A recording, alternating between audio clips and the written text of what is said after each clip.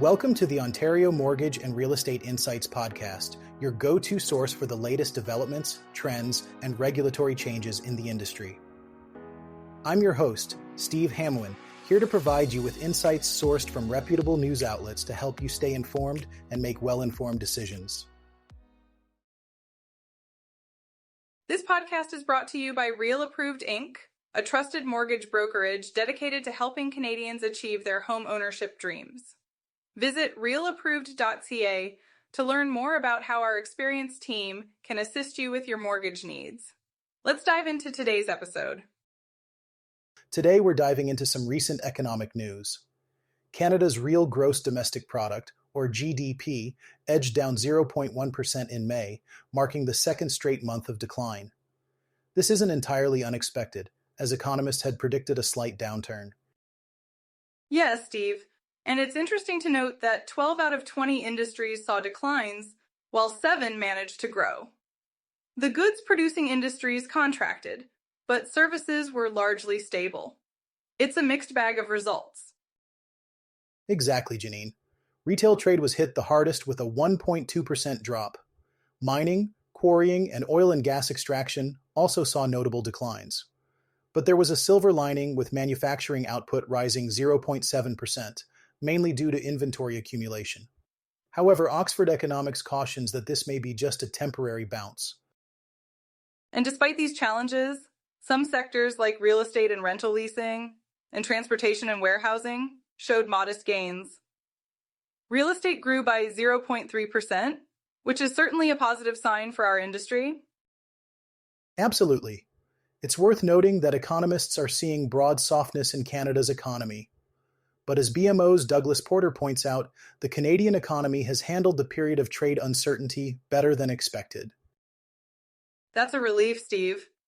And CIBC's Andrew Grantham also highlighted that while the economy was stable in the second quarter, there might be a modest contraction in upcoming data.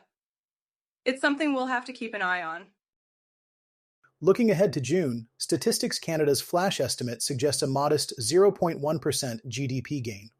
However, the Bank of Canada had forecasted a 1.5% contraction for the second quarter, attributing this to weaker U.S. demand and earlier export shifts.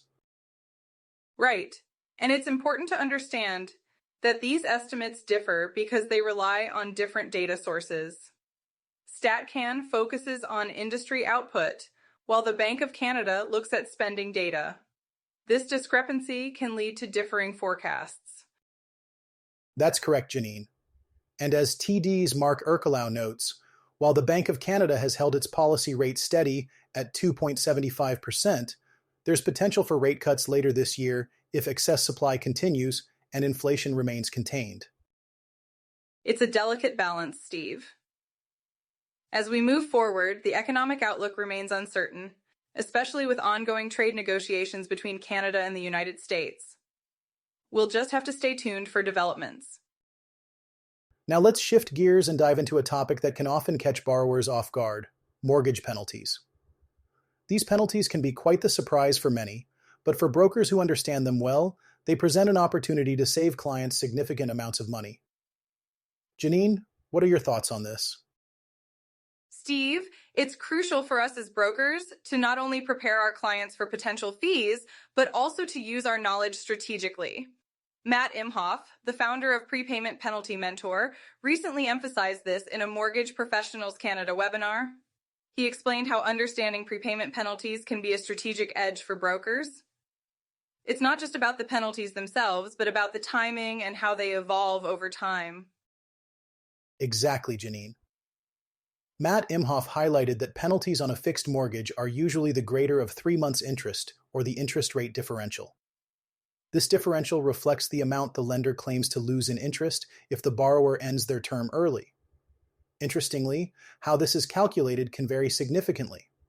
Some lenders use real market rates, while others use artificially low reinvestment rates, which can inflate the penalty. And it's this variability that makes timing so crucial. As a mortgage progresses, lenders adjust their comparison rates based on the remaining term. These are known as transition points, and they can cause penalties to jump or drop unexpectedly. Matt Imhoff shared examples where waiting just a few weeks or acting a month sooner dramatically changed the penalty amount for clients. That's right, Janine. One example from the webinar showed a penalty jumping by $5,000 simply because the lender switched to a 2-year comparison rate. Brokers who can anticipate these shifts can better guide their clients on when to move and when to hold, ultimately saving them money and building long-term trust. Absolutely, Steve. And one of the tools that can help with this is Prepayment Penalty Mentor, co-founded by Imhoff. It models penalties across more than 50 lenders and helps identify timing windows and savings opportunities before renewal discussions start. For mortgage professionals, Canada members, this tool is available at a discounted rate, making it an accessible resource for brokers. It's a game changer for sure, Janine. In the end, understanding these prepayment penalties and how they change over time empowers brokers to deliver advice that not only saves clients money, but also strengthens relationships through trust and transparency. It's about managing expectations and ensuring clients are not blindsided by unexpected costs. Well said, Steve. It's about more than just saving money. It's about being there for our clients and guiding them through the complexities of their mortgage journey. With the right tools and insights, we can help them achieve their homeownership dreams without unnecessary financial surprises. Thanks for tuning in to another episode of the Ontario Mortgage and Real Estate Insights podcast. We hope you found today's insights valuable as you navigate the world of mortgages and real estate. Before you go, a quick reminder, Real Approved is here to make your mortgage journey smoother. Whether you're buying your first home or refinancing, their experienced team is ready to guide you with personalized support every step of the way. Visit realapproved.ca to get started and take the next step toward achieving your home ownership goals.